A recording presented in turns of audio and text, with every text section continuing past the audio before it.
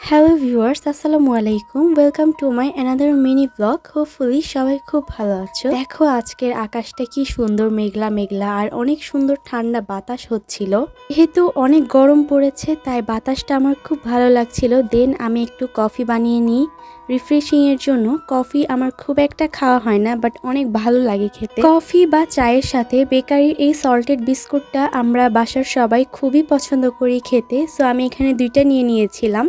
এদিন আর ব্রেকফাস্ট করিনি, এটাই আমার ব্রেকফাস্ট ছিল। এই দিন আম্মু রোজা ছিল, এজন্য আমি ভাবছিলাম আমি যেহেতু একাই খাবো তাই একটু মিক্স খিচুড়ি বানিয়ে নিই। খিচুড়ি আমার অনেক পছন্দের, আলহামদুলিল্লাহ অনেক টেস্টি হয়েছিল খেতে। তোমরা কে কে খিচুড়ি খেতে পছন্দ করো পারলে কমেন্টে জানিও।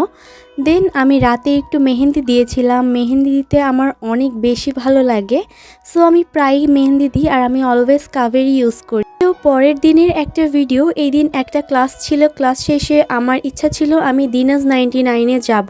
তোমরা অনেকেই চিনবা যারা রাজশাহীতে থাকো। রাজশাহীর কেন্দ্রীয় শহীদ মিনারের অপোজিটে দুইতলা বিল্ডিং এর সেকেন্ড ফ্লোরে দিনাজ 99। তো সেখানে যাওয়ার আগে মুক্ত মঞ্চে মেলা হচ্ছে, তো ওইখান থেকে একটু ঘুরে গেলাম আর একটু ঝালমুড়ি আর শরবত খেলাম। মোটামুটি ভালোই ছিল, অনেক বেশি টেস্টি ছিল এটা বলবো না।